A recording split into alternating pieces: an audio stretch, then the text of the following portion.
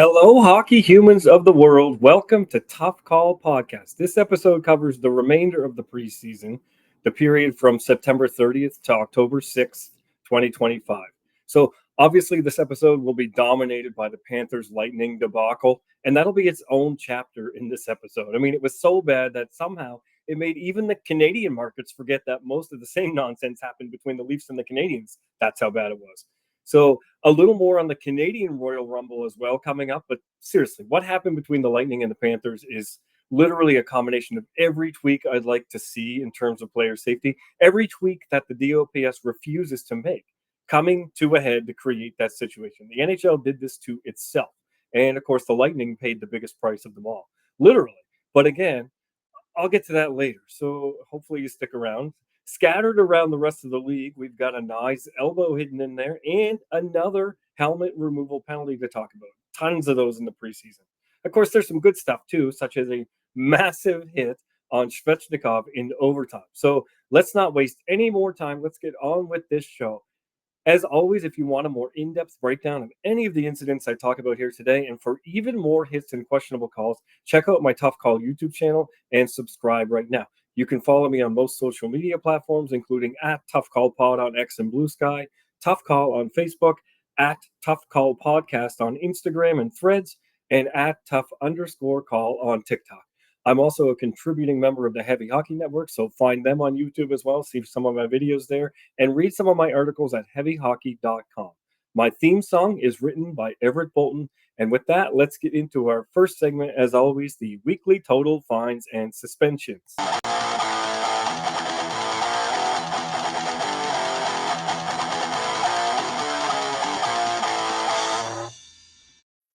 For the first time in Tough Call history, I'm going to break this segment, this weekly total fines and suspension segment, up into two separate segments. The first one covering the rest of the league, excluding the Lightning Panthers series. And then I'll break that series down in the back half of the show on its own. So between September 30th and October 6th, not including any Panthers or Lightning, the NHL's Department of Player Safety issued 2 fines and 0 suspensions. Over that same time period, Tough Call would have issued at least 2 fines and 15 suspensions. So here's the ones we agree on. And at this point, we don't often agree on the severity of punishment. I use the term agree to acknowledge that I'm just happy when they at least recognize things are worth doing something about. So the fact that they gave formal acknowledgement to these is good enough for me. So the first one is Nick Cousins fined $2,148.44 for slashing. I would suspend 8 games. Obviously, there's a giant discrepancy there. I'm a little harder on things that have nothing to do with hockey, but this is clearly something that really isn't related to a hockey play at all. Served no hockey purpose. The puck was long gone, and Cousins is clearly targeting that space, that known vulnerable space between the glove and the elbow pad of an opponent. So for me, I know why they find it, because that's the standard they set. But for me, it's just an acknowledgement that they recognize that this is a different kind of slash that's more dangerous than your routine, and it really needs to be acknowledged. So I'm just going to take a victory where I can get it. Hayden Hodgson as well, fined $2,018.23 for boarding. I would suspend 4 games. I know the DOPS sometimes suspends games for boarding, and sometimes they fine. I don't really know what their parameter is. This is one of the more significant boardings that there's been, and clearly there was a bit of intent behind it. I'm not saying you should suspend based on intent, but because of that intent, it was a degree of violence that was exceptional, in my opinion. So I can see why they acknowledge this. I just wish they would have gone a little bit harder on it. But again, take the victories where we can get them. Arbor Xhekaj, I'd have given him 5 games for needlessly endangering an official. Both times for trying to get at Zach McEwen. Once when he reached around the linesman to force a fight after the Struble cross-check to the face, and the other time was while McEwen had Evans down, and Xhekaj, remember he tried to rip himself away from the linesman, and in the process he almost kicked Evans in the face, almost scratched him down the side of the head. Evans had no helmet on, so side note, that's another reason I go pretty hard on players who intentionally remove the helmets of opponents, which all ties together in consistent and logical reasoning, putting players on a path where they know what to do. But in any case, look, Xhekaj, he has to respect the official here. He can't just try and pull himself away. And as a repeat offender, for me, I would have given him this same penalty twice because remember there was two incidents, right? So as a repeat offender, the second suspension would be up in the 6 to 10 game range. So for these two incidents in the same game combined, he'd be looking at 11 games or more, which again is consistent with something you're going to hear later pertaining to that Lightning Panthers series that we can't get away from. And I don't just pull these numbers out of a hat. My system does the work itself. I'm just the messenger. I just plug incidents into a category, the category I think they belong, and then based on my definition of the incidents that belong in that category, I have to put it there or I don't. I can't go on vibes or who I like more or which teams I'm trying to favor.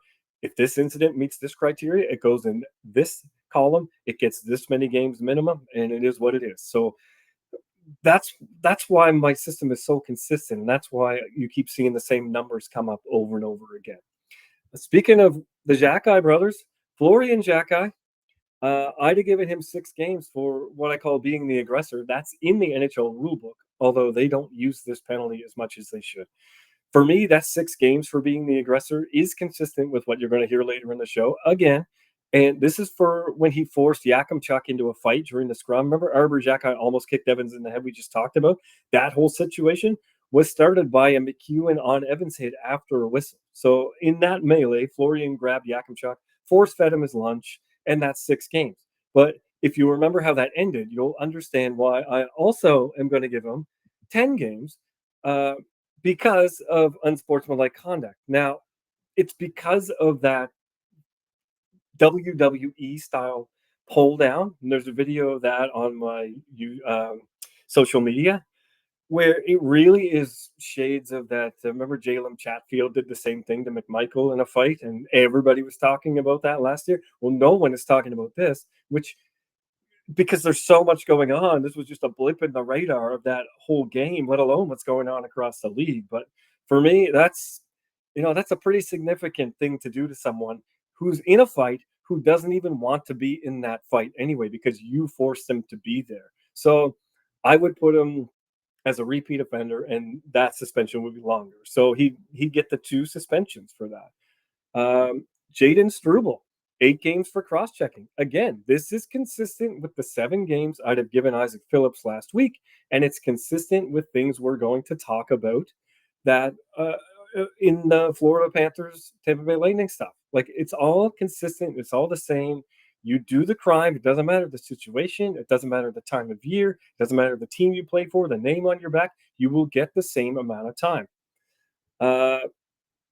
October 2nd, Matthew Knies delivered an elbow, and I'd have given him 5 games, but I'm not going to break that incident down. I'm going to break it down in a second on my incident of the week, next segment. But first, really quickly, just like last week, I'd have given out a couple of fines for intentionally removing the helmet of an opponent. Donovan Sombrango, he was in an altercation with Kirby Doc in that whole fiasco. And remember, he cross-checked him and took him down, and he didn't really punch him or anything, which is why I wouldn't give him a being the aggressor. He just sort of kind of roughed him up a little and sort of gave him a little helmet rub, but his helmet went flying in the process because it was intentionally pulled off. So this is a way to give him supplemental discipline, even though he didn't necessarily do anything else that quite met that criteria.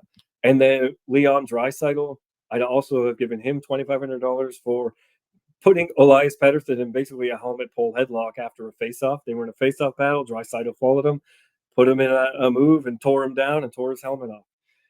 As you likely know by now, there is an automatic $2,500 fine for intentionally removing the helmet of an opponent.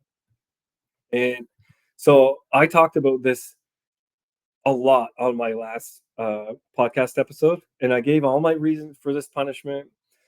So you should probably look that up, add it up to your up next podcast listening queue, and check back on what I said last week, because it'll give you an understanding of what I'm going to do moving forward for the rest of the season. But the Panthers Lightning related discipline recap segment will happen in just a few minutes. I promise you that.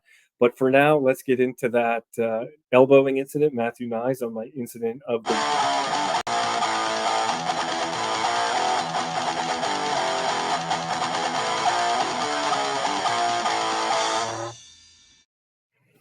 And as I said, this episode's incident of the week is the Matthew Nyes elbow on Simon Edvinsson of the Detroit Red Wings. And it's funny, I talked about the Brennan Othman hit on last week's show as well, which it was called a major penalty for elbowing, but probably should have been an illegal check to the head penalty more than anything. And here we have a Nyes hit that was called a minor penalty for illegal check to the head, but probably should have been called an elbow. So what do they both have in common? They were both completely ignored by the NHL's Department of Player Safety. And again, for me, it's the sheer degree of avoidability of both of these incidents that's the concern. So here's the elbow. And quite simply, there is no attempt to go through the court here. There's clear elevation and extension of the elbow, and it clearly goes to the head, and there's literally no other type of body contact at all. So I don't know what we're doing here when we see this and think this is just a routine minor penalty, and especially for check to the head when the mechanism is very clearly an elbow motion. So I think they got this one wrong. I think it's actually a pretty big miss, and this should have been a suspension to me. Um, I feel like they had a lot of opportunities this preseason with that Nyes elbow, with the Othman legal check to the head, with some of the stuff that happened between the Canadians and the Senators, and of course with the Lightning and Panther stuff, which again we'll talk about later. There were some big misses by the Department of Player Safety to set a tone for this season, and I think it's going to bite them big time moving forward. But now let's get into some fun stuff in the clean check of the week, and it has got to be the Kemmel hit on Svechnikov in overtime. I mean, it's 3-on-3. There's so much room. There's not often much hitting at all in overtime. So to not just get a hit, but what may be the hit of the entire preseason out of it, it's a very special thing. And then he draws a penalty because someone wanted to respond to that. So he draws a penalty, and then he scores the OT winner because he draws that penalty for the response. I mean, what a what a sequence of events off one of the best hits you're going to see in any overtime, and especially in the preseason. This is good stuff. And now let's get into the next segment real quick, which is the buy.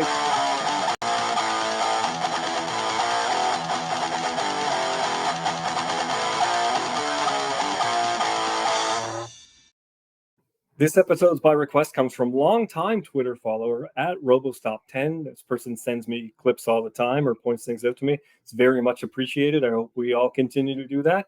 And it's the good Branson boarding on Miroshnichenko. Now, again, like last week in the by request, sometimes hits that feel wrong just aren't all that wrong. And so you have a player driving wide, driving the net, and trying to cut in. And this defender has to take that lane away.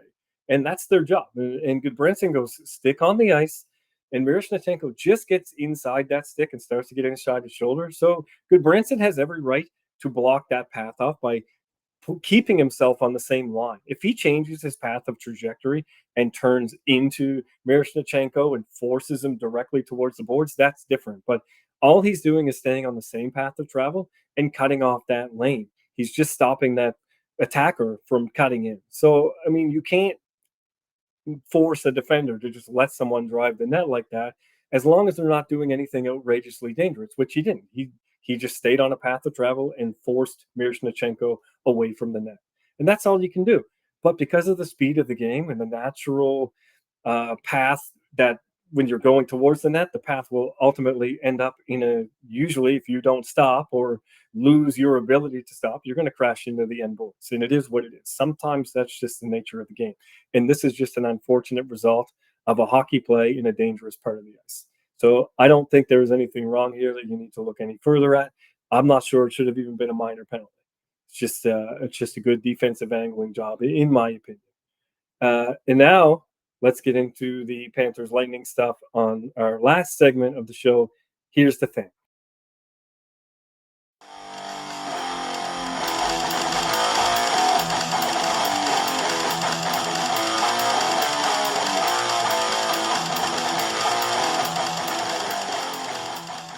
Okay, so the preseason battle of Florida. And I could repeat everything I said on my last show about how soft the DOPS is on actual dangerous play. And as I said, they've made their stance pretty clear that they'll only get involved when they absolutely have to. And other than that, it's on the players to defend themselves, to police the game. That's word for word what I said last week before this even happened. And The players definitely took it upon themselves and they were forced into that situation. So, to quickly recap, the actual Department of Player Safety has to score at Tampa Bay Lightning 2 fines and 2 suspensions to players. And they fined the Tampa Bay Lightning organization $100,000 and head coach John Cooper $25,000 personally. The Florida Panthers, out of all of that over 2 games, 1 fine to 1 player. It's it's actually sickening to me. It really is. I did a video on why I think the Panthers don't actually get special treatment from the league. That it's just general inconsistency and incompetence by the NHL's Department of Player Safety. But this is not helping their case. It's just not denying favoritism one bit. So I don't know. JJ Moser got 2 games for boarding from the league. Scott Sabarin got 4 games for roughing. Gage Concalves fined $3,125 for cross-checking, and Roman Schmidt fined also for his cross-check. AJ Greer was fined for roughing $2,213.54 for what some think is the same thing as what Sabarin did, and he got 4 games. Now, I'll tell you how I would have scored it in just a couple minutes, probably, but I will give you one spoiler. I'd have given AJ Greer, instead of a fine like the league gave him, I would have given him 14 games. And I'll explain those 14 games soon. Trust me, it's worth it. You won't be as shocked at that number when you hear why. But this Greer roughing for me is what started it all to me. Greer started this. This was the catalyst for some of the most disgusting hockey I've watched in the modern era. And you know what? I can't even call it that. I can't even call it hockey. There was no hockey played. It was one long game of one-upsmanship. Who can embarrass themselves the most, basically? It wasn't even the necessary evil that people have come to accept, as part of hockey to keep the balance of things or whatever. It was way beyond any of that, any of the code and any redemption and paying the price and answering it was just no, none of that applies here. So remember, an AJ Greer assault on Brandon Hagel this preseason for something that happened in last year's playoffs. And remember, for which Hagel was suspended. And for which the very next game, when Hagel was out serving that suspension, Matthew Tkachuk was given a major penalty for interference for targeting Jake Guentzel. Remember in the neutral zone while they were scoring an empty net goal? There was an empty net goal being scored against the Panthers, and Matthew Tkachuk took that moment to drive a blindside hit on Jake Guentzel. And for which, remember, the game after that, when Hagel came back after 1 game suspension, he was elbowed by Aaron Ekblad, an elbow that was worth 2 playoff games. So it was pretty significant. And for which, during that same game that Hagel was elbowed, Niko Mikkola threw, if you remember, one of the dirtiest boardings I've ever seen. And on poor Sam gets Gergensons again, and he gets boarded in this one, right?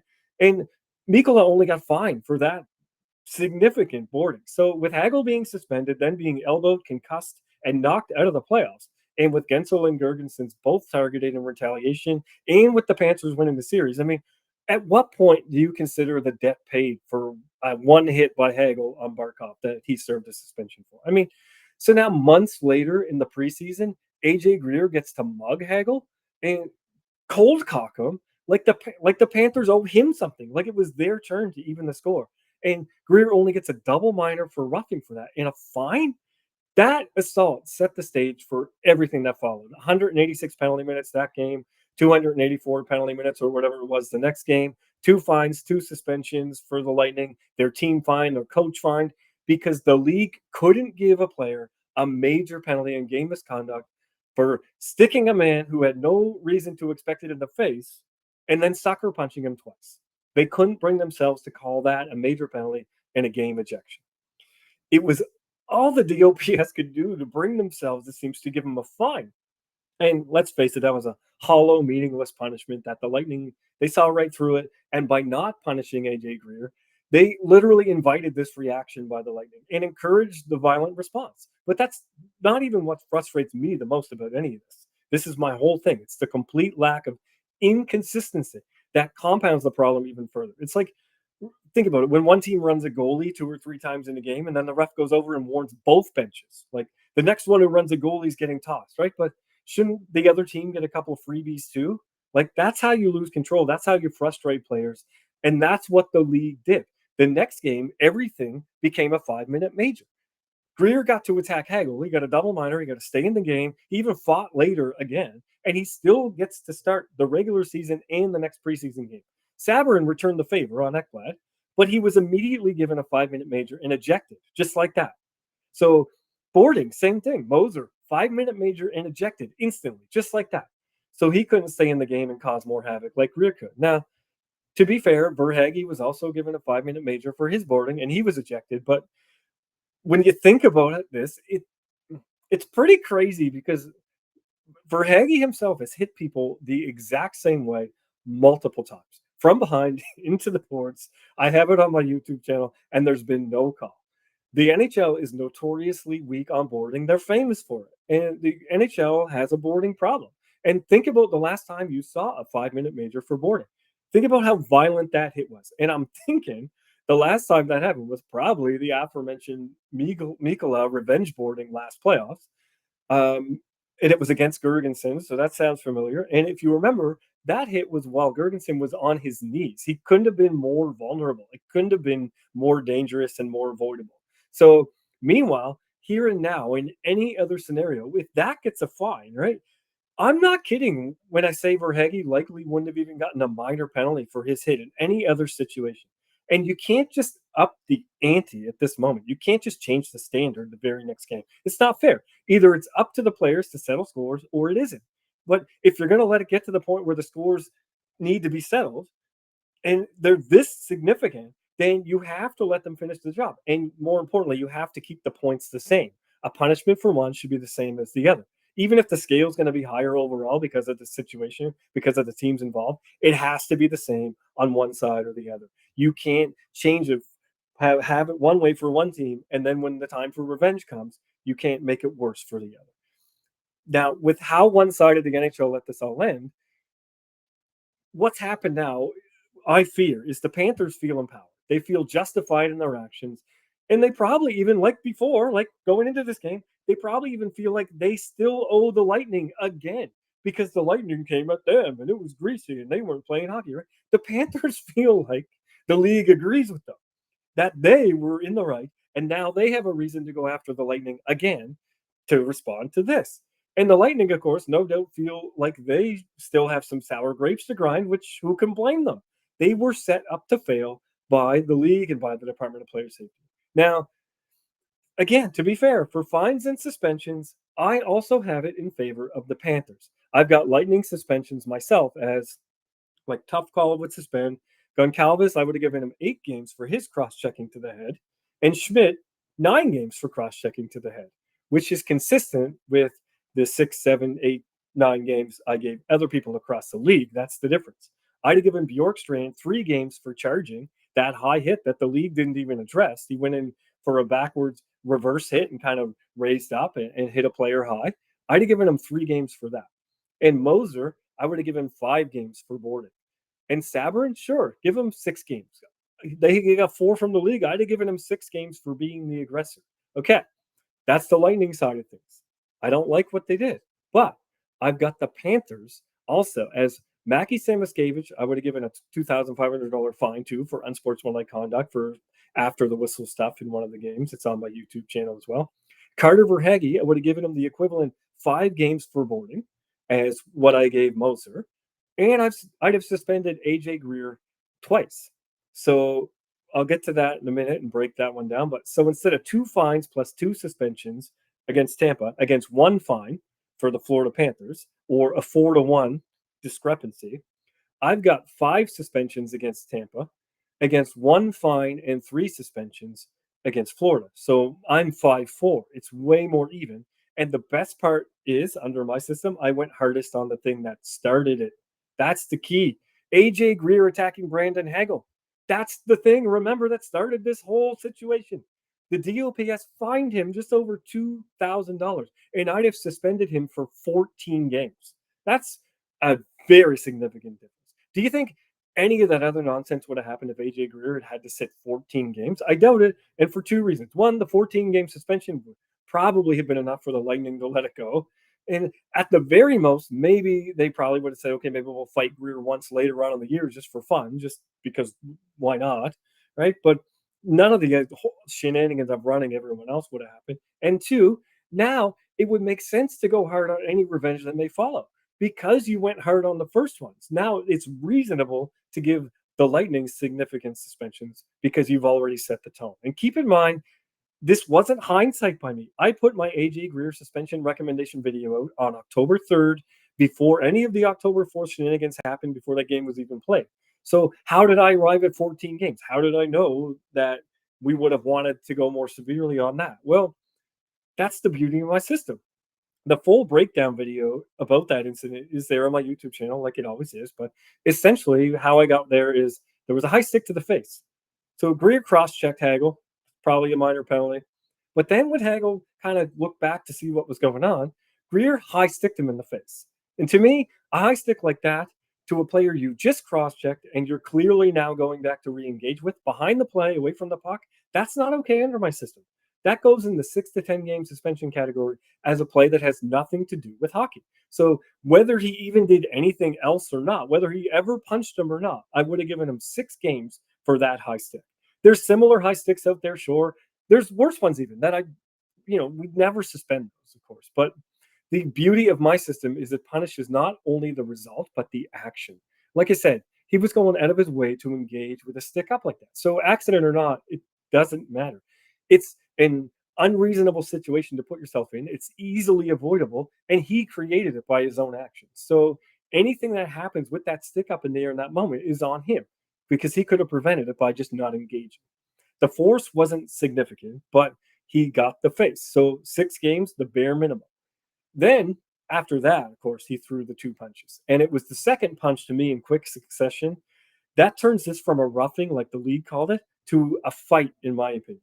At the very least, I would describe it as he's punching a defenseless and unwilling opponent. So that's why I categorize it as being the aggressor. And I know there's some people out there who think this happens all the time, and you'd be suspending everybody for basic roughings if you suspend this. But my answer to that will always be, first off, this is not happening all the time. This is not happening all the time. But if it is, if you think that incidents like this are happening all the time, should they? Should the league be like, okay, well, it happens all the time, so we should let it go? No, I think that'd be something they'd want to address. And would it really be that bad to crack down on something like this? So that's my first response. Second response would be, far be it for me to use the Department of Player Safety as a gauge of right or wrong. I really don't like doing it. But if I'm crazy to punish this as a roughing, they have the same problem now because they punished it too. So real world, even though you don't agree with my standard, at least it's consistent. Real world now, they have set a precedent that this type of thing is significant enough to at least fine going down the road. So even though punishments are different, there's something about this incident that must have stood out even to the Department of Player Safety. And it, of course, it definitely stood out to the Lightning. So I'm not alone. Like, a lot of people are reacting to that as if it was crazy, right? So I've got 6 games for high sticking, and then I got 6 games for being the aggressor, which is consistent with the 6 games I'd have given Sabourin for being the aggressor and Xhekaj for being the aggressor.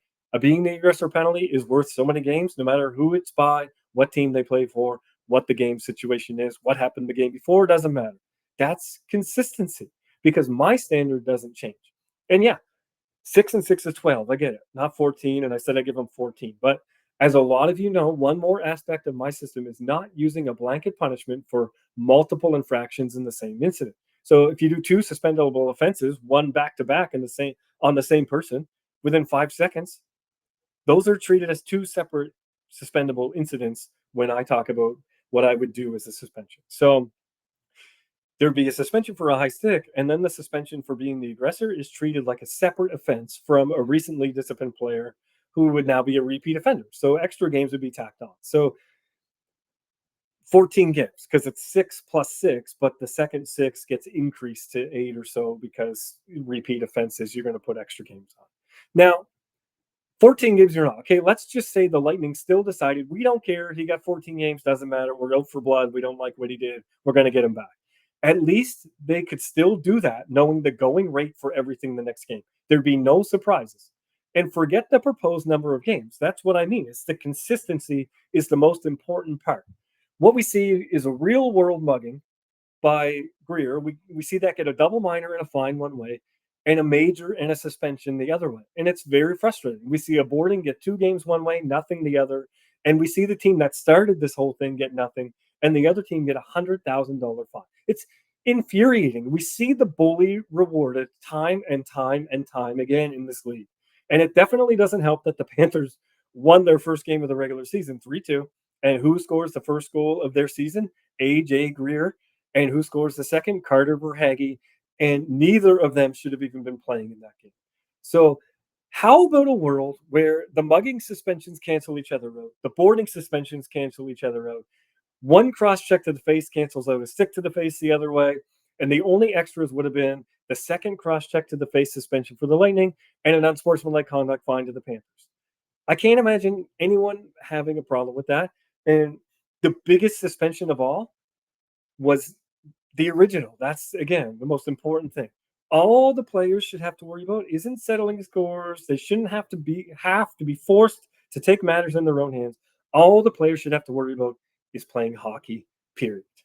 And that's the show for today. My theme song is written by Everett Bolton. Remember to find me on social media at Tough Call Pod on X and Blue Sky, the Tough Call page on Facebook, at Tough Call Podcast on Instagram, and at Tough_Call on TikTok. Subscribe to Tough Call on YouTube and follow and rate my podcast on whatever platform you just listened to me on. Make sure you come back next week and check out my YouTube channel. I'm going to do a clean checks compilation of all the great, wonderful, clean, open ice hits that happened during the preseason. See you next week.